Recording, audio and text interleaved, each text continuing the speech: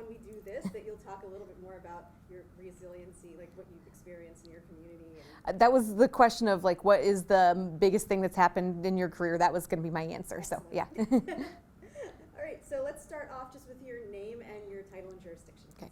Jessica Kinser, City Administrator of Marshalltown, Iowa. And what made you realize you wanted to be in local government? It was actually getting to attend the 2005 ICMA conference in Minneapolis as a student. I was getting my master's in public administration at the time from Iowa State University, and I had the opportunity to make my way there with a group of others, and it really took my focus from nonprofit management to local government by realizing I could accomplish a lot of the same things that I wanted to do in the nonprofit side in local government. Yeah. What do you think are some of the most important qualities for someone in the city manager role? I really think humility is probably one of the best qualities that you can have. There's so much that we don't do on our own that, working with elected officials, working with staff and our community, there's a lot of things that we accomplish together as a team, and being humble enough to recognize that it takes everybody to move a community forward, I think it's just a really important characteristic for people to have. So what challenges have you faced in your career, and how did you overcome that? Probably the biggest challenge that I've had to face in my career was living through an EF3 tornado in July of 2018. It was an experience that I experienced with my staff as we were in the basement of City Hall as the tornado was basically passing through downtown. And there's things that bring you closer together as a team, and that was definitely one of them. But then in the recovery and the aftermath, it was very, very stressful, and it continues to be very stressful on my department heads and other employees, and stressful on the community as a whole as we still work through recovery and rebuilding. But I think, I have enough distance away from the event now to really have the hindsight to see how we had to stay together. We did stay together, and by keeping together as a team, we've really been able to do more than I think anyone would have expected us to be able to do in terms of recovery.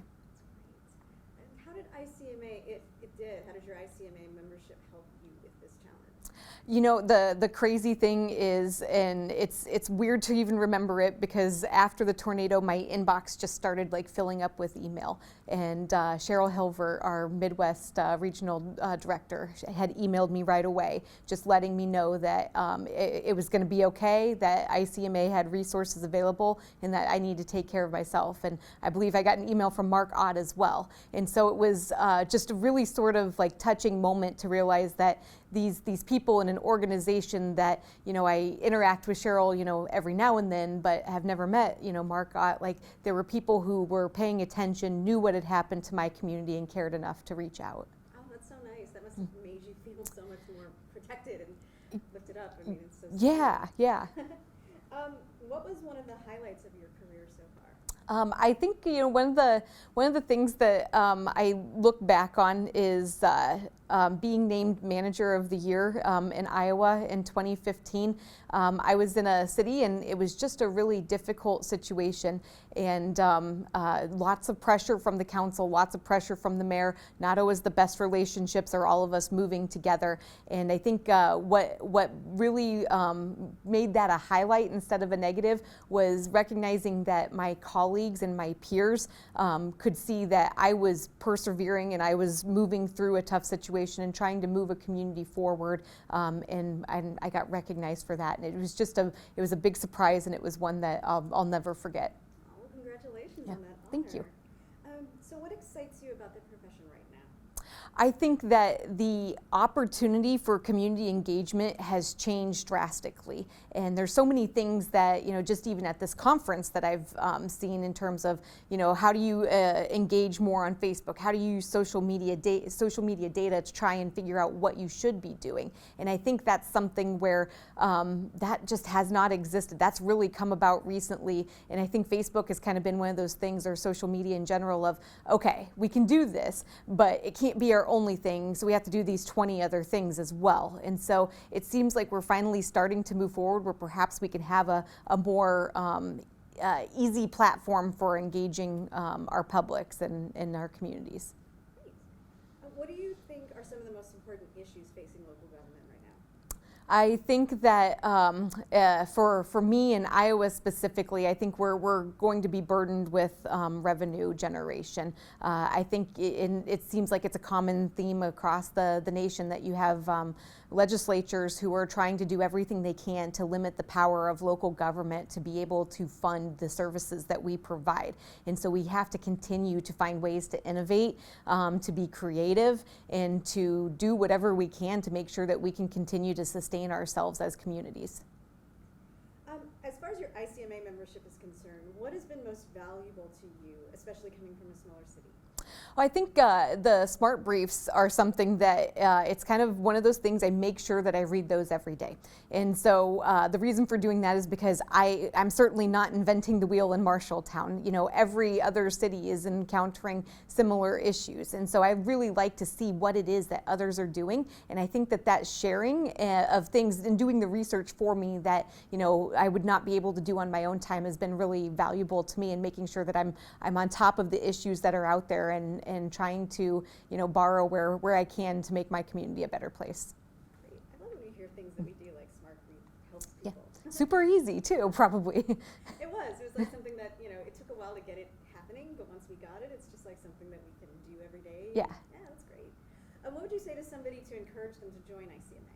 I would just say that you have to look at, you know, city management not happening in a vacuum, that there are multiple cities across this country, and we don't need to invent the wheel so much of the time. But we also need to stick together, because I think nobody else really knows what it's like to be in city management except those who have done it. And you will find the best support network that you can through ICMA. And what do you believe would help make the profession more inclusive? I think that it's really starting to move that way. I've been very impressed with like this conference and the ballot initiatives that are coming up to try and make sure that there's more representation of the membership in the different nominating committees and the board. And I think that's one of the things that I think, you know, is really moving things forward. I think when you start to get people in positions who care about those issues and want to make sure that there is change for the future, that's when things start to happen to make sure that inclusivity is a priority. And okay, these are the questions that we have for ICMA-RC. Okay. So first one, what is the role of cities and towns in our communities?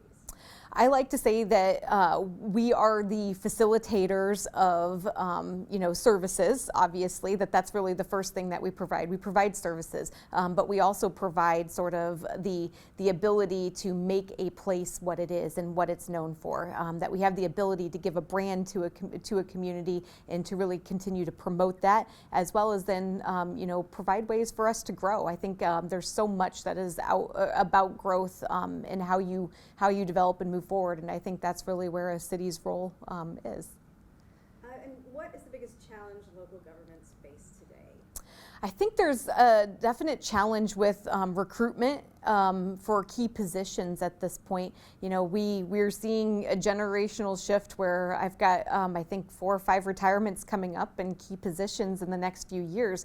And how do we make sure that we have the talent internally to fill those positions? Or if we don't have the talent internally, what is our plan for being able to fill those key roles once the owners of those roles do depart our organization? What role do retirement benefits play for local government employees? Retirement benefits is one of the things that I think you know, local government employees sort of pride ourselves on a little bit more than maybe private sector employees, because we take less compensation typically to make sure that we have a better retirement on the back end, whether it's through a pension system or otherwise. And so I think the ability to be able to retire at an early age not only makes it easier for the pipeline of younger talent to keep coming into an organization, but it gives someone the ability to pursue a second career as well. Awesome. And then finally, this is the podcast question. So this is about the Code of Ethics, which has turned 95 years old this year. So do you have any ethical code moments that you'd like to share that may have happened to you during your time in local government? It is the hardest thing, especially in a smaller community, for your elected officials to understand where the boundaries lie with what you can and can't do under the code of ethics, as well as what you should and shouldn't do to manage relationships and your longevity in a position.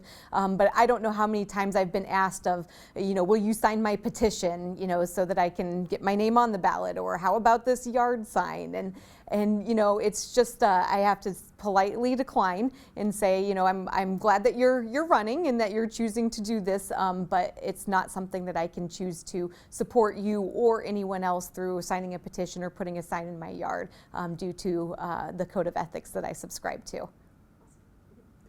And finally, what are the 2 or 3 most important things that you would say to somebody who wants to break into a leadership role in local government? That it's totally worth it, and that you have to remember that even when it feels like it is not worth it at all, that you have to be ready to stand alone at the top, and sometimes it is very lonely at the top of the organization, but that you have to remember it's worth it. It all comes back together. Is there any questions that we may have missed that you would want to communicate to your fellow members or anything? Nope, I'm good with that. All So right, perfect, then this has been wonderful. Okay. And thank you so much. Awesome.